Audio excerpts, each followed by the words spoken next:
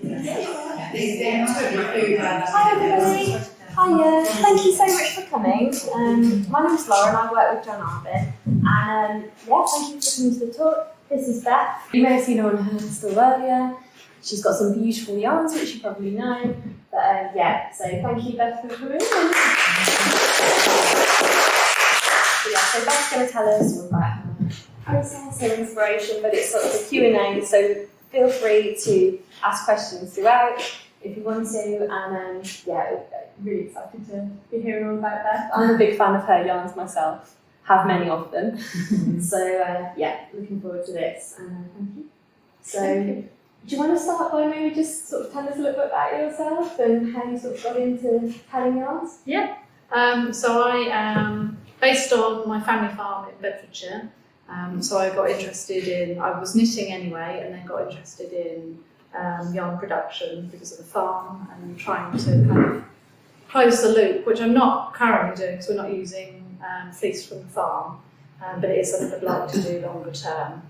And so I was dyeing sort of merinos and things initially, superwash, and gradually just found what I wanted to do, which was sort of John Arvin yarn, and I've been lucky enough to get a custom spin with them, and that's what I dye now. So it's a lovely base, and we've got some to pass around. So yeah. I thought we might just pass it around and people can get a little squish if you haven't already. Have a little look. And I've got some unskein as well, so I know people probably don't get to manhandle that as much. So yeah, it comes to me as a hank like that, and that's how I dye it up. Yeah. Do you want to tell us like how you dye it? Yeah. So I dye from home. I dye in large like catering trays on I've got sort of hot plates.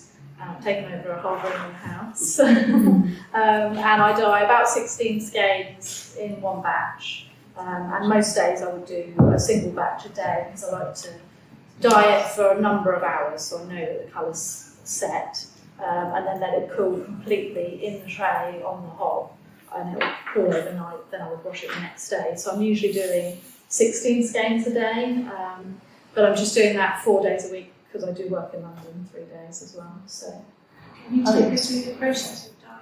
Yeah. So I use acid dyes, which I set with citric acid. So you can get sort of big tubs of citric acid. And I do a few different things. So I've brought this along, which is some of the dyed skeins all in one batch. Maybe I'll just leave them together. So I'll lay it in the tray and heat it up quite slowly because obviously you can felt it really easily because it's all non-superwash. Then once it's quite hot, I'll do a couple of different colours, maybe one colour all over. Then I'll come back sort of half an hour again and do another layer of dyes. Yeah, over dye it. So quite often they'll have a solid colour and then I'll dye onto them with other colours. And then I'll turn them over a few different times during that process. Because what I'm aiming to do, the reason I've bought this one, this is Moon Dancer, one of my favourite colours. I'm trying to get as many different colours on one section. So if you're sort of looking at one section of the hank, I don't want that one section to all be the same colour, because when you knit it, obviously, as you'll all have experienced, you'll get the blocks. I can't completely avoid it because I'm dyeing it in a hank, but I'm trying to get as many colours as I can. So on a section, like this, that I've got multiple different colours throughout it. And then I use the speckling at the end to build up additional different colours on all of that as well.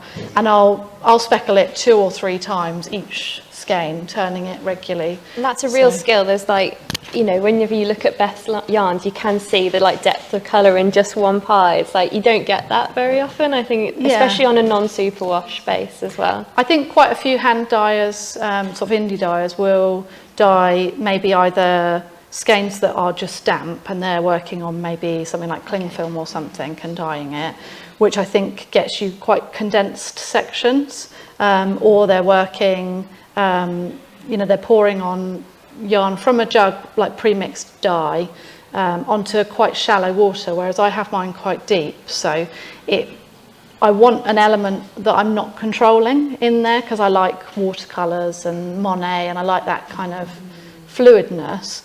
So I don't want to control all of it. And as I pour in maybe 2 different colours at the same time, I want it to mix in some places and not in other places. And so yeah, it's always trying to capture lots of colours when you're knitting it, but maybe a feeling of one colour when you're away from it. That's what I'm aiming for. Yeah. Do you have a colour in mind when you're thinking about it? I know you often name your colours after characters or, you know, often fantasy elements of literature. Yeah. So do you always have that in mind, or do you sort of like let it develop as it goes through the process? I think it's a bit of both. Often because I'm inspired by literature, I will go at it. You know, when you read a book that you really love, like Little Women or Anne of Green Gables or something like that, and you've got that character and that place, and when you think about it, you get a particular feeling. I kind of am trying to put that feeling into what I'm doing, trying to capture it. So it might be, for example, with His Dark Materials by Philip Pullman, I've read the books lots of times, but I watched the BBC drama and took elements of costumes and things like that. So I'll have photographs as well as what I'm kind of feeling about it, and I'm trying to capture it all in one thing. So I think, yeah, I do have an idea of a colour that I'm going for, and often I'll have reference material. But sometimes what happens isn't what you're expecting. No. So sometimes that's a happy accident and sometimes it's not. So, yeah. How has it been? How did you decide what you wanted your base to be that we've been with John Arvin? Like, what sort of made you choose the different types of British breeds that you've got in there? Yeah, so I think the key was that I wanted it to be British. Like I said, with the farming background, I wanted to champion a British product because, you know, you look around and so many of these kind of buildings were built off the back of the wool trade and the money that was in it. And then I see farmers that I know not being able to barely sell their fleeces. So I wanted it to be 100% British. I definitely wanted non-superwash because not only do I like knitting with it, and I like keeping the all the things we like about wool, you know, the sort of temperature cooling and, you know, all those things, the fact that it's a bit waterproof, all that stuff. I wanted to keep all of that, but also I like dyeing it. It dyes really nicely, my style, on non-superwash. But then I just looked at all the things that I liked about a yarn. So I wanted it to be soft, because a lot of people, you know, that is relevant to a lot of people, and I can understand that. I wanted to be able to wear it, you know, I'm wearing this next to my skin, and be comfortable in it. I wanted it to have a bit of crimp and hold so that you can get stitch definition in cables and things. But also I wanted that glow, like the halo, because I like that. You know, you get it from mohair, and I didn't want to work with mohair so much, so it was trying to, it was that. And I also, I really wanted the heather, what I call svartblus from an agricultural point of view, but you guys call swartbles? Swartbles, yeah. They're really dark sheep. Just 5% of that, the lowest I could get in. I said to Helena, oh, can I get like 2%? She was like, we can't do 2%, we'll do 5. So that's why it's slightly grey, and it just gives it more depth when I dye over it. Should we pass around some of these? Yeah, ones? one like this that's quite a neutral colour, you still get depth even in the more neutral sections. So which one are you passing? So it's the top you're wearing, so the colour you can pass around. So the top I'm wearing is that one, Storm Cloud. Yeah, so that's got that in it. It's also got a more pinky colour, Morgul, down the bottom, and then Care Moran, which is inspired by The Witcher. Oh, so the lighter Yeah. colour is two different. Two different colours, yeah. A lot of my colours are only kind of like a moment beyond the colour before. I like to kind of hit, so you could do a fade and almost not notice the changes between them. And what's the pattern, in case anyone's wondering, that you've made? This is the Totally Tank top, I want to say, by Jessie May. Because you were halfway through this yesterday when I saw you. So I was about here yesterday, and I've quickly, let's be honest, it only comes to here. And I'll probably pick it up and knit it longer when I get home. But it got to where I needed it. So. Yeah. But it looks very nice. Thank you. It's supposed to be, well, not supposed to be, in the pattern it's one colour, and she does encourage you to do what you want with it. So I saw Tannis Fibre Arts had done a stripy one, so I thought, yeah, I want to do that. Nice. What's next on your needles? I have things on my needles already, as I'm sure we all do. How many projects have you got going? I've only got 2 actually, so yeah, I feel like I'm doing quite well. Sorry? As a matter of principle, just 2? No, I just happen to only have 2. Yeah, because I cast this off. I've got the Cargill sweater by Creya B. She's on Instagram, and that's like a drop. You like loop a couple of stitches. Do you know what the stitch is called for that one? It's the one from the sorrel, if any of you have seen that, but it's all over, and it's a raglan. I've got a photo of it, in fact, in here. Yeah. You'll see it in a minute. I'll click through a few, and then you'll see it when we get there. This is my farm, by the way. So it's an agricultural farm, but we have had livestock in the past, and we're introducing livestock again to kind of regenerate it. This is the Cargill sweater. So I'm like down here on it now, but I decided to stripe it and I got a bit carried away, I think. So I don't. You must want to use all of the lovely shades though That's that you the problem. make. When you've got them all there and then you dye a new colour, you're like, well, I'll just add that. Do you have an ultimate favourite? I know you mentioned Moon Dancer earlier. Yeah, I think that kind of tone of Moon Dancer, where it's almost a bit like Mother of Pearl, and you've got all those, almost like the rainbow in one. I've got a few, maybe 5 or 6 that are a bit like that, but in different, either they're darker or lighter or a bit more purple. So it would be those ones, like Heathcliff that I did for you guys. Yeah. It's got like every colour, but over-dyed as a sort of brownie neutral. It's lovely. I don't know if you saw last year, Beth did a collaboration with us, and it was one of the first like hand-dyed collaborations we properly did. Oh, was it? So so it went really well, and it's a lovely shade, and we've got one that you've bought with you specifically for the show, so we can pass that one round if you haven't seen it already as well. I'll just grab this swatch as well. The swatch is curly because I just cast it off, so apologies, I usually block them. But this is Agatha. We chose, we wanted to go with the literary theme, and Agatha Christie is originally from here, isn't she? Yeah, she's from nearby and sort of sometimes set some of her novels around the area, so we thought that might be a fun one. I mean, we all quite like a bit of Agatha Christie as well, so it's quite a fun one. Well, and I tried to go with kind of natural, the things that when you think of Devon, that kind of natural British countryside. So we went for like a spring green with lots of other colours over the top. Yeah. So. Yeah, it is a nice one. Yes. When you do these dyes, can you reproduce them, or is each batch individual? Do you know, that's an interesting question. So with most of my colours, I've got about 40 that are repeatable now, because I've tried to do a full colour wheel. It's obviously there's certain colours that people don't tend to knit loads of, so I've not got like 15 greens or whatever, you only need, 15 yellows, you only need 1 or 2 yellows. But the majority of them are in the repeatables because I can literally dye like 100 kilos, and almost every batch you can mix and match between them. So the one we mentioned, Heathcliff, I dyed so many batches of that because it was super popular. And I had them all, I wanted to take a photo of them all together because I had so many of them dyed at the same time. And I laid them all out and mixed up all the batches, and it didn't matter. They were entirely repeatable. But then I have the odd colour where the way that the acid, the colour dye reacts with the yarn depending on the temperature.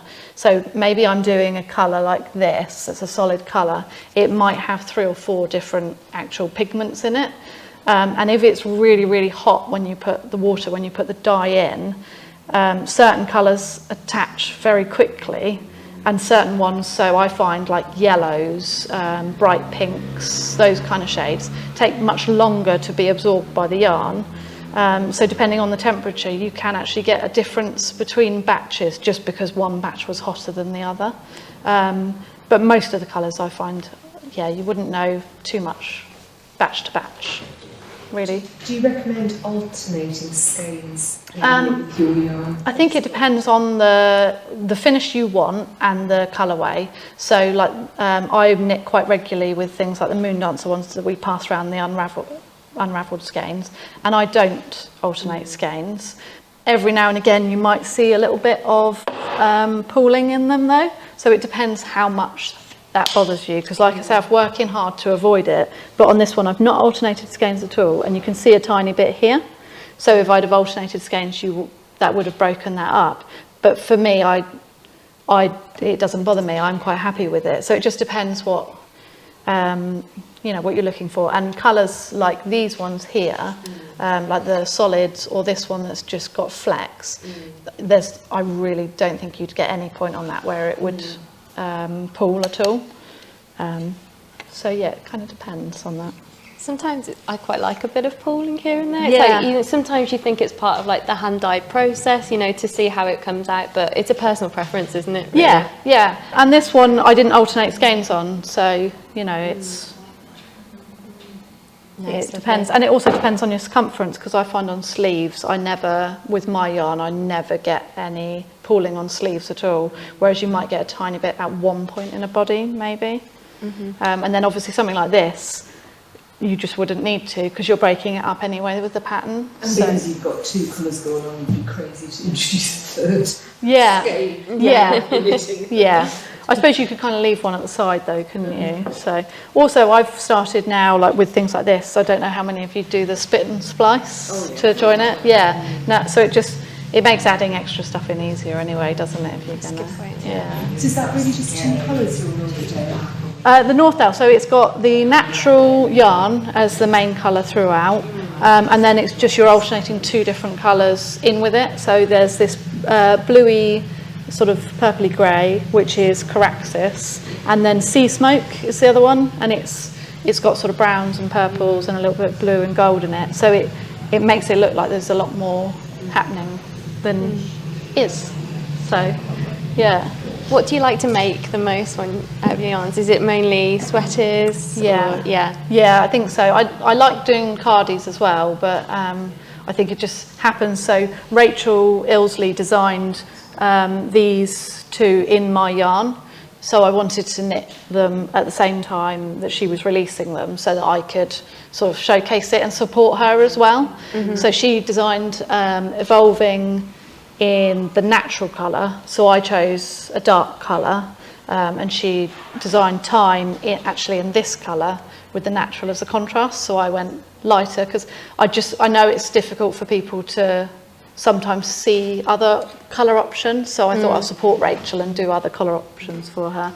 I like your little tags that you've got on the leather tags there. I have them made by somebody on Etsy, and I think they just kind of add a little touch to it.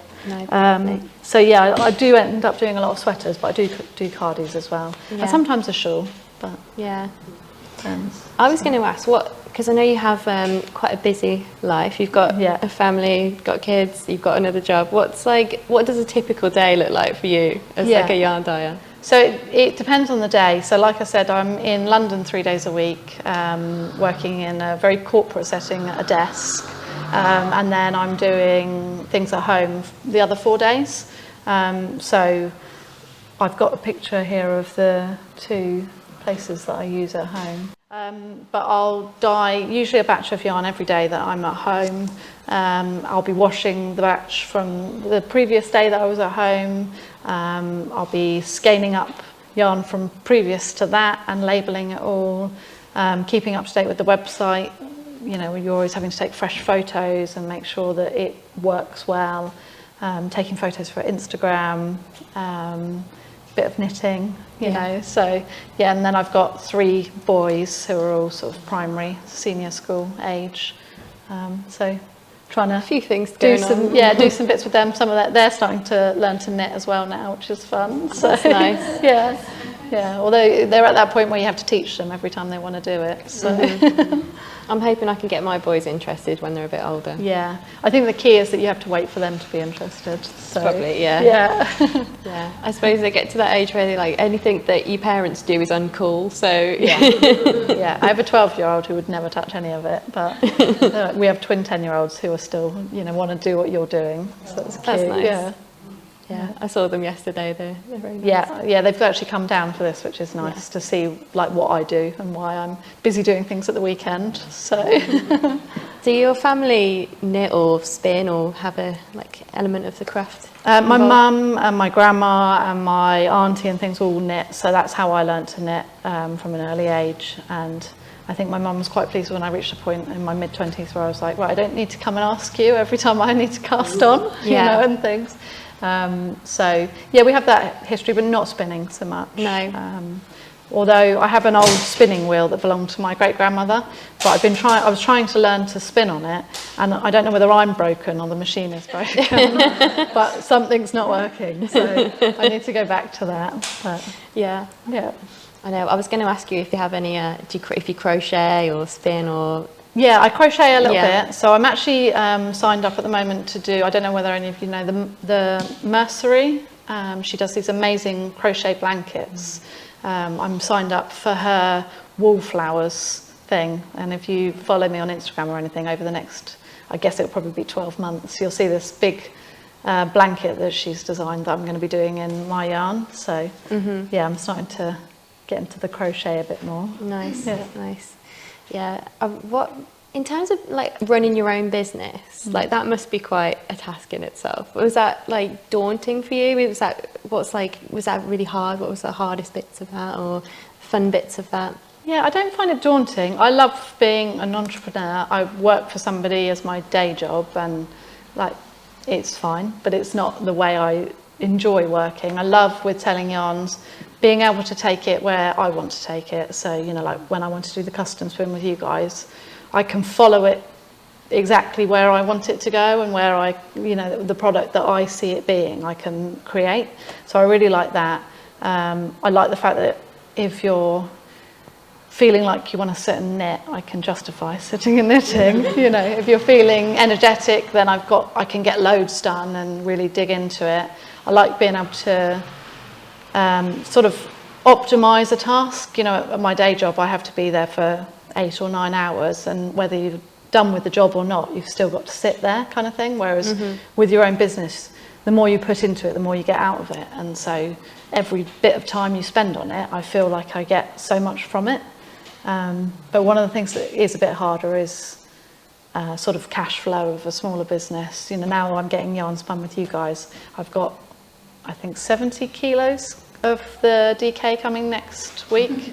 And it's, you know, you then look, instead of your savings being in your bank account, they're sat in a cupboard in yarn form, which is frightening, but I love doing it. So it feels like a worthwhile risk to take, you know. Yeah. It's not like it will go off anyway, is it? So You do it all on your own? yeah, I do it all on my own. Yeah, my mum is always offering to help wind things and do things with me. So I'm sure she's retiring soon. I'm sure she'll support me with some bits like that. But I just try and pace it to what I can keep up with. And my main focus is to keep it fun and something that brings me joy and doesn't feel like a slog. So I think John and Juliet always had that approach as well of wanting to get joy from it and know the people that you're working with and what you're doing. And it's definitely carried on like that since they've retired as well. So it's important, isn't it? Yeah. As to have a small business and make it feel like it's a fun element to it as well. Well, I think you may as well just go and work for someone else otherwise. Yeah. So if you can keep it really something that makes you want to get up and do it, then that's why you work for yourself and why you take those risks. So yeah.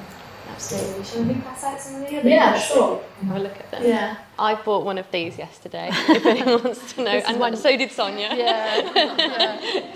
It's funny, whichever colours I'm really keen on, Sonia always loves. Is that how it works? Yeah, always, yeah. The one that I think, I'll dye loads of that because I love it. Sonia always makes a beeline for it. I think we all seem to have like we all really like those subtle, like gradual colours that sort of lots going on, in. but not too much at the same time. Should we pass around this? Oh yes, as well. Yeah. I've been There's a swatch actually as well. working with all my needles to do swatches with both the yarns, because I've just got the 2 bases on every needle size. So that obviously I know everybody's gauge is different, but so that I can have on the website what my gauge is for each needle to give you a bit of a quick and easy guide of, because you can type on a ball band, well it's needles between 2 and 4, but you could technically do anything with it, it doesn't matter. So I just wanted to give an idea of what people could do with it. How did you come up with the little drawing on the wall bands? So funnily enough, one of my sons drew that, and everybody says it was them. And we're not really sure who it was, and so I don't dare tell any of them that it wasn't them. so yeah, all of That's them really do it, nice, apparently. though. I think it was our eldest son actually, and I saw it in the notepad, and you must get millions of drawings from your kids. I thought that needs to be something, so I took a really good copy of it and thought, right, it'll be something at some point. And then when I started the business, I was like, right, that's what it needs to be. Did you always have telling yarns in mind as a name? I think because of the literature inspiration, I thought, like you're telling a story, telling a yarn, so it just felt like it worked. Yeah. Because if anybody didn't already know, Beth has the yarn in the DK and in the 4-ply. Yeah. Do you think you have plans in the future for other gauges and all sorts? I'm not sure. It's trying to work out, without actually doing a different base, how do you know what people want or what the people that buy from you want? So I'm not sure where I'll go with it. I definitely will do something else. The one query I do get quite often is for a sock yarn. But I would like to continue not to have nylon and continue not to be superwash. So, how did you find that changeover from having some more superwash? From a dyeing perspective, amazing. Because I felt like I was so close to the exact yarn I wanted it to be. And when I went all non-superwash, it was like, yes, that was the last thing I needed. It just tipped it over. I was a bit nervous from a customer point of view of whether I would lose like all my customers. But I think if anything, I've got more from doing it, because now I'm a bit more niche. There's less people doing what I'm doing, and there's no one dyeing on this yarn because it's my own custom blend. So I think it's probably worked in my favour. Did you have to change the techniques that you were using? Or? Yeah, you have to dye a lot hotter and a lot longer. So if you want to get a speckle on a non-superwash yarn, it needs to be really hot. I bet that took a bit of experimenting. Yeah, I kind of knew it already anyway, because I'd done a bit with alpaca previously that was non-superwash. But yeah, I know a lot of people don't tend to do speckles on the non-superwash because I think they've not clicked that you just got to turn it way up. So it sort of goes against the grain, doesn't it, of working with wool to put it on. But the thing is, once you heat it, as long as you do it gradually, you could boil it. I don't boil it, but you could boil it. It's just the gradual. So sorry. Okay. When you have your wool spun, do you have it worsted? Yeah. So you guys are only worsted. Yeah, we don't do wool and spun. Obviously, some of the like the waters are quite rough wools. Yeah. Does the acid dyeing soften the wool? I don't think so. No. Okay. There's such a small amount of the. So you choose the wool, the fleece combinations for its softness. Is that? It's a big part of it, yeah, because I think a lot of people, it's a huge part of it to have a softness to it, particularly if they want to make something like a shawl. So, yeah, the reason I didn't have loads of a much firmer yarn was for that reason. I wanted it to be soft, but also I only wanted a tiny bit of the dark because I wanted to be able to dye 95% of the yarn, and the Svartballs won't dye because it's really dark. So that was very deliberate. We've got some Svartballs out there if anyone wanted to have a little look at it later and just feel what it's like. Yeah. They're all soft though, aren't they? Yeah. I had all the tops out because Helena sent it all to me, and I sat around mixing this and weighing like 3 grams of this and 4 grams of that, so I could mix it and work out a percentage. And all of them were soft, to be fair, and so everything you use is lovely, but it was, I really wanted a halo, I really wanted it to have a bit of a drape but still be a bit firm. I wanted you to be able to knit any garment was what I was aiming for, so I kind of thought, right, I won't think about socks because that's a different thing, and you absolutely can do shawls with it, but I thought that's not specifically what I'm going to focus on. I'm going to choose garments, and I just really focused on what I wanted from a garment and what I felt would cover colour work, cables, you know, solid. So yeah, I'm just kind of... Which breeds give the halo? Because you think of long wool breeds as giving sort of shine and drape. Yeah, so I think you get it from both the Romney and the Massam. You know, even BFL has a small amount of...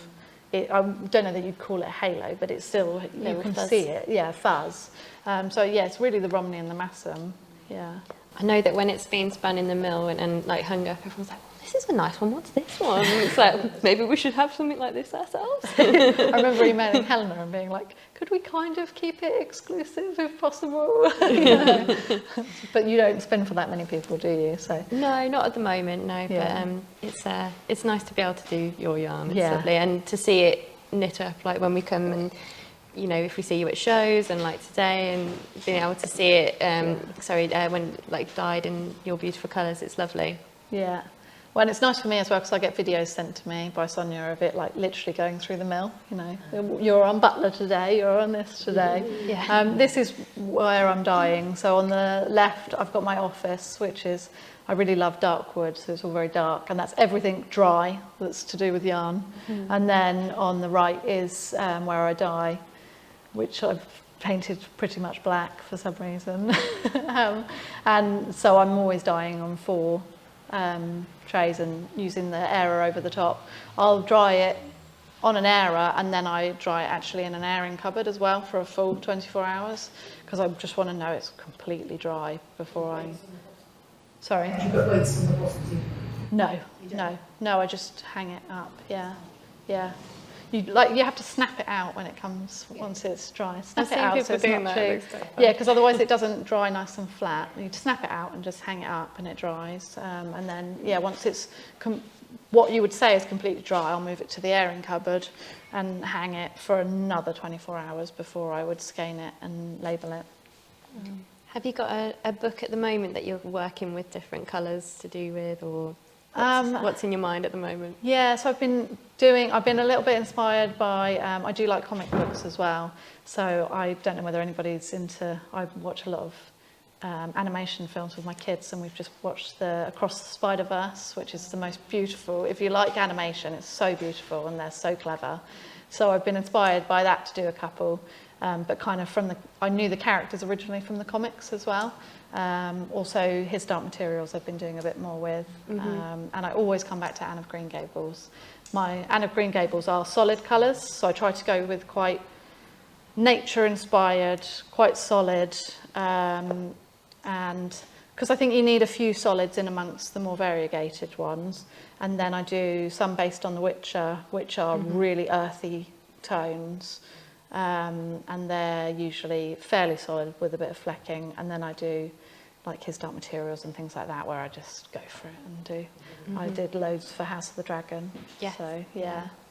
Nice. Yeah, you know, when you see things on telly and you're like, I want that costume, I would love to see that, so I just get inspired by those bits. Yeah. Have you ever played with natural dyes? Or is it also... So yeah, natural dye is something I come back to a lot because I would love to be using natural dyes because I feel like it fits in well with the ethos of where I'm going. Also, I get asked all the time at shows whether my yarn's naturally dyed because my palette it looks very naturally dyed. So it is somewhere I'd like to go, but I'm very conscious. So I've done quite a lot of reading up about it through, I don't know whether you've seen the Gold book by the Gold Group in Denmark about natural dyeing, but you have to obviously make the dyes, and I would love to be foraging on the farm and growing some of the dye produce. So then I'm growing, then I'm foraging, then I'm making, all before I can even touch a dye pot. And with London and kids, I just, at the moment, it's just, you've got to know your limits, so I can't. But it's definitely something I will be looking into. I think I would do it as limited edition runs initially, because I'm a bit nervous on how repeatable it is, you know, depending on whether you pick the nettles in the autumn or the spring and things like that. So it would probably be that I would continue doing what I do and then do a couple of natural dyes as limited editions twice a year or something, maybe. Mm-hmm. Do you have a favourite like colour palette that you like to come back to? I would say no, I like all the colours because I'm an artist. I was trained in fine art originally and was a portrait painter. So I like all the colours and I have a place for all of them. And I honestly don't believe that there aren't colours people that can wear. You know, people say I can't wear red or I can't wear blue. I support them in that, but I believe you can do anything and wear any colour, and I love them all. But when I dye stuff, sometimes I'll be trying new colourways and I'll use like 5 colours in this tray and 7 colours in that tray. None of them are the same colour. And then I look at the 2 yarns the next day and I'm like, they're almost the same. Like, how have I done that? So there must be something in there that is sort of inbuilt on where your colour spectrum takes you. And reds I find hard. The way that I dye with lots of layers, I find that you lose a lot of the other colours as soon as you put red in. So where I might put, you know, blue and pink and then over dye with other things, with the red, as soon as I put red in, it seems to just wipe all the colours before out of it. So I find that hard, and I've worked quite hard recently to do a couple of reds that I'm happy with. So I can imagine that gets tricky. Yeah, I've got a number of reds at home that aren't going anywhere because I'm not happy with them, so I don't know what to do with those. I'll have to have a sad red sale or something. I don't know what to do with them. So yeah, but I try and do all the colours. Yeah. Try to. Yeah. No, nice. I've put on here the information about the yarn. I don't know whether that's helpful for you guys. It was a new experience for me to work in the 4 by 9.3 and all of that. Don't ask me to explain that bit. Yeah, because I was like saying to Helena, well, I want it to have 4 plies and I want it to be, I'd like it to be 400 metres for 100 grams. And she's like, oh, so you're going to want a 4-fold on so-and-so. And I'm like, yeah, I'm going to have to trust you on this. So. I know. If you go on a mill tour, you could ask them all about that and get some really tricky questions ready. But yeah, folds is like a step beyond where I know. So yeah, and these are some of the pictures I get sent of the yarn spinning. And this is the custom one that we've done. So. Somebody asked Daisy this morning about Z twists and S twists and so on. She went, oh, we just play with pretty colours up here. Yeah, exactly. That's a good response. I remember that one. Yeah. Oh, I know it's not my forte, but I can do the marketing bit of the business, so that's fine. We've all got our little niches. Yeah. Yeah. Is anybody else experimented with dyeing or? A little bit. Yeah, a little bit. Like natural or? A bit of both. Right. Yeah. And how have you found it? Well, my mother does natural dyes and we grow the plants, but she couldn't reproduce it, so I use the Dylon dyes, but they're alkaline. Right. And I think it makes the wool quite things, but I did reproduce it. Right. And it did make quite nice soft colours. Yes. Yeah, like you said. Yeah.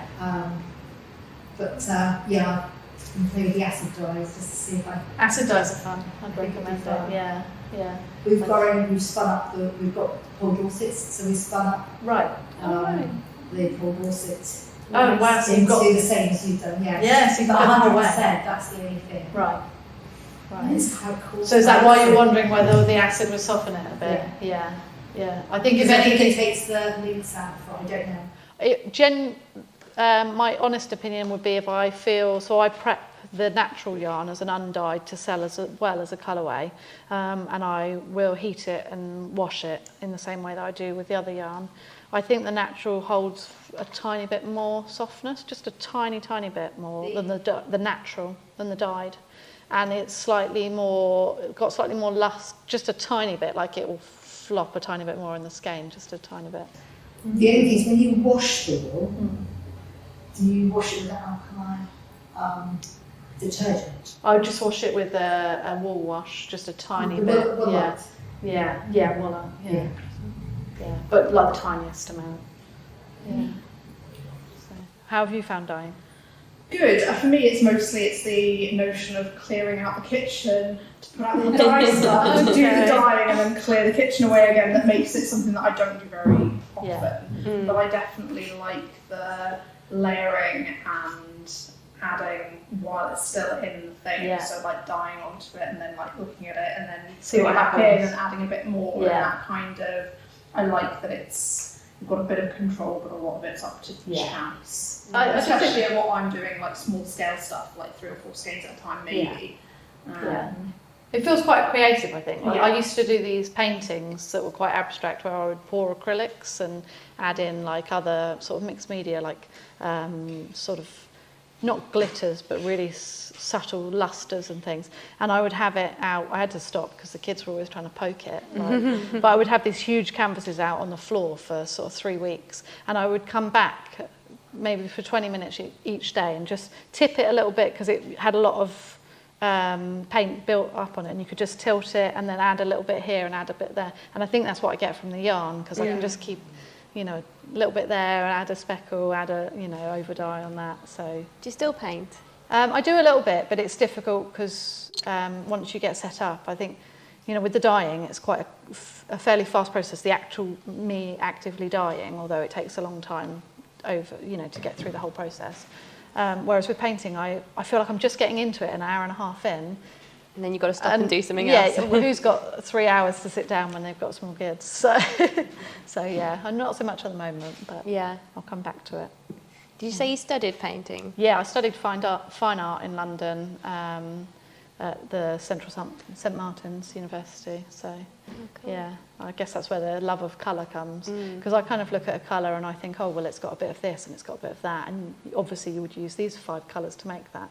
Yeah. And then my mum was like, you know, other people don't really see it like that. So I think that you realise you should maybe do something with colour.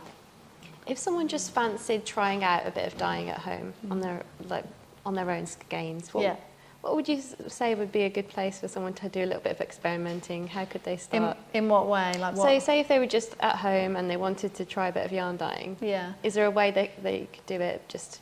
I think there's some really fast ways where you don't need to actually have it in a pot or a tray. You can literally put out cling film. There's videos on YouTube, and you kind of are keeping it not super wet. So it's because the thing is, if you're using a tray to dye with, you can't then eat from it. So you can't use your kitchen saucepans for it. It's all got to be separate stuff, which you're not going to want to do if you're only doing it a bit. So yeah, there's some quick ways of doing it like that, like, you know, cover all your surfaces and just with pre-soaked yarn, just add it and then heat it afterwards. I think the acid dyes are a good way to do it as well, because they're quite quick and easy and not super messy. And yeah, I think that's nice. Yeah. Has anybody got like a mind to try it, do you think? I know I want to have a go at some point. It's on a list of hobbies. It's complicated to take to be like, yes, I can deal with clearing out the kitchen and putting back out again. And that's the thing that I find. Yeah. When I started, I used to dye outside. I would run a plug outside because we were in a different house to where we are now. And that was like a lot. You had to set it all up, so it felt more of a thing. Whereas now I literally just turn up and it's there, and I can just start anytime I like. So. Did you say you were curious about it as well, having a go? I'm curious about it. So just moved to talk today. Have read a couple of things, and I'm going on a natural dye workshop next Sunday. Oh wow! And so That's good. to actually do some picking of materials and how to handle them. Because I tried only once with the traditional skin onions, but I think I boiled them too much and they got quite thick. And I tested it on a normal garment, and it shows the usage of the material, like various yarn pits and things like that. Yeah. So I think I did all the things you should not. But that's how you learn, isn't it? That's how you learn. So at the time I think I parked it, and now with that in mind, I'm kind of trying to learn a bit more about the options and how they work to have maybe a more serious Yeah. I think if I weren't dying to sell, I would just do natural, because I think there's a, you know, I love being out on the farm. There's a lot of joy to, my grandmother knew every single plant and knew what it could be and what you could do with it in cooking or, you know, clothing or anything like that. So I love the idea of that, you know, going out and foraging and doing it. It's very nice. Yeah, and if you then knit something out of it, it's something so personal to you. You can remember where you were and what you were doing and all of that. So yeah, I think that would be my way if I wasn't. It's just the fact that I'm trying to go quite repeatable with my things. I want someone to be able to feel they can come back and order more, and you know, they vaguely know what they're getting, and I don't have to photograph it every time. Yeah. It does take a lot of prep photography. Yeah, do you know, actually the photography is probably one of the hardest things about the whole business, because you need natural light, but you don't want too much natural light. So if it's too sunny, it blows out on the camera, particularly now cameras like want to correct everything for you. So I have to turn all the settings off on my camera so I can control it, and then it has to be, you know, not a dull day, which we get quite a lot of, but not too bright as well. So then you get this perfect day and you've got every bit of yarn out trying to photograph it. I bet. And you do have very nice photography on your website, and it's a very nice website. Do you do the website side of things? Yeah, I do the website. I actually really enjoy the website. It's one of the bits I really enjoy, and I tweak it all the time. Every week I'm tweaking things, and I don't know, some people hate that side. It's just something I enjoy a lot. So, yeah. How do you manage all the ordering side? So it's really simple, because it comes all through the website and everything anyway. And you've got it all set up then. So it's really simple actually. Yeah. Nice. Sorry, were you going to ask a question? Well, just the patterns for the jumpers. Yes. Do you sell them? Yes, I do sell them, and I sell them as kits with, or you know, you can either do the pattern or a kit with the yarn. So I used to kind of make up kits and have them on the stall, and then I realised it's so prescriptive, and actually it's really nice to just make the kit up with somebody when they're stood there. So that's what I do now. So this is the Northdale by Gudrun Johnston. I'll leave them out here if you want to take a note of who they're by. She's the Shetland trader, so she's a brilliant knitwear designer, amazing, because her mother was a knitwear designer before her. She has some very cool colour work. Yeah, she knows her way around colour work, lace, you know, she's just incredible. And she does all the sort of tailoring, you know, of shoulders and around your waist and things. And then these two are both by Rachel Ilsley, who is Unwind Knitwear online. And she, as I said, designed them in my yarn. So shall I hold one and you can... Yeah, I do the kits for these, and then I obviously pay both of them for the patterns. Whatever I sell, they then buy them from them on Ravelry as well, as a yarn shop. Did you say you don't do the kits though? I do the kits, yeah. So what I do is, like, I've got the patterns, and we can literally make them up, so whichever colours somebody wants. Today? Yes, you could, yes. Yeah. Yes, I'm here tomorrow, yeah. Do tomorrow then. Yeah. So much. Spread it out. Yeah. Who does the running of the farm? Surely you have no time for that. Does the farm, sorry. Yeah. So my father, he has farmed it his whole life, and my grandfather and his father before him. So at the moment we have someone contracting the arable farm, but my dad works with them. And it's actually something that I'll be taking on part of as he kind of steps back more. So I've been trying to learn about arable farming, which is a whole nother thing. And I don't think I'm as keen on plants as he is. When he gets them out and starts talking to me about nodes and things, I don't know what he's talking about.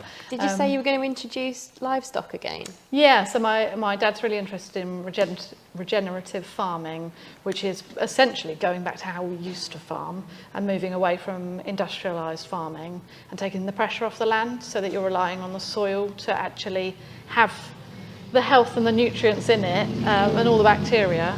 So you need livestock for that. Yeah. So that's why we're hoping long term to tie in this with that, and because I won't be in London forever. So yeah. And then your first step would be into a sheep farm. I think so, yeah. Although my dad says sheep just want to die. They really just want to die. Yeah, he's like, because we used to have them before. They get this and they get that and they fall in there. And so I'm going to do sheep. But my dad's always saying to me, "Oh no, Have you got any breeds in mind that you'd look at? I'm not sure. I love the Wensleydale with their locks. With their locks. So I think they're beautiful. But we've got some people local to us that Rivernets work with who do like Shetland and things like that. So nice. Yeah, I got quite close to doing it during lockdown, and then I sort of realised, I've got to go back to London at some point, and I can't be getting up at 4 a.m. to look after sheep before I go. So I was like, no, wait. So that could be exciting. Yeah, it will come. So they might be added into the blend eventually. Yeah. Well, when my kids don't need me to be doing stuff so much, I can bring in the sheep, can't I? You've always got to have a few dependents. Yeah. Has anybody got any other questions? How do you apply the speckles?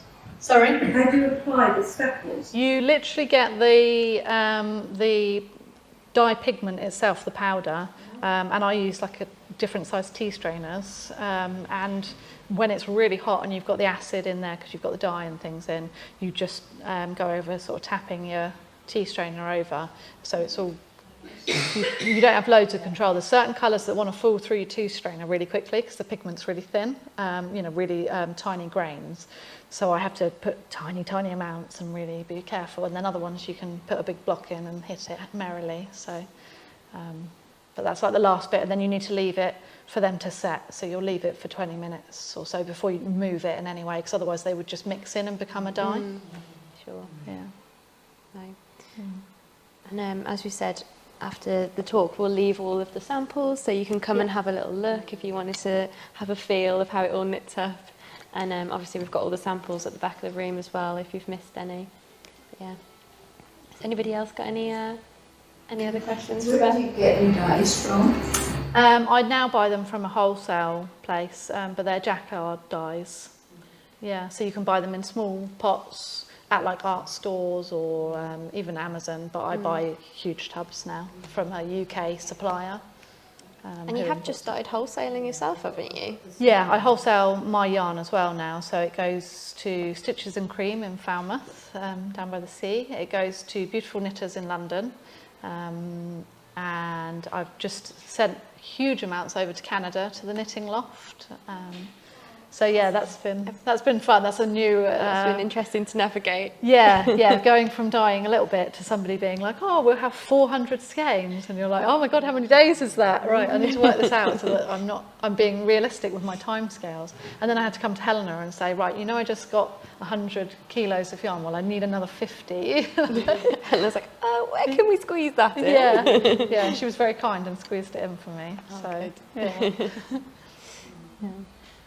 I was going to ask, thinking of the dye thing, do you sort of mix up your own colours from like the sort of main primaries, or do you use all those different colours that you can buy in acid dyes that are like...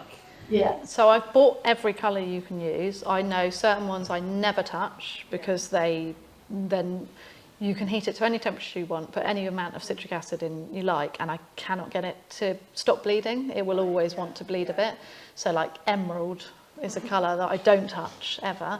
Then I've got these big pots, and actually I'm using the same ones often, and there's certain colours that I use over and over, and I think that's part of why I have a colour palette that looks quite uniform, because there's maybe 3 or 4 colours that I'll use when I'm doing a colour this kind of shade. I'll often use one of these ones and mix it in with other ones.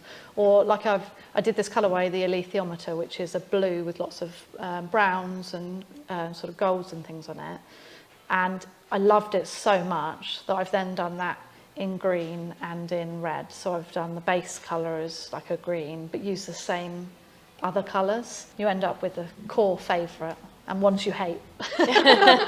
When you're doing a pot, you talk about a pot. Is it any specific? Is it So I do 4 stainless skeins. steel? Oh, it's a stainless steel. You know when you go to a big buffet and they've got those like caterers trays that are in the hot plate things to keep them warm? It's those. So it's like a tray like that, and it will fit across a double hob.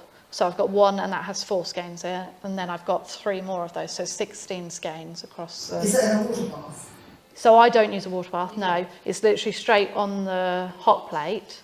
But then you have to be really careful because the moment you've got one section that's hot, the dye will grab onto that. And if you added something like black, you'd get a black splodge there instead of a grey across it. So it's getting it hot enough, then turning the hobs down so that they're not hot against it, but the water's hot. And then making sure you move it a lot with certain colours. So moving it.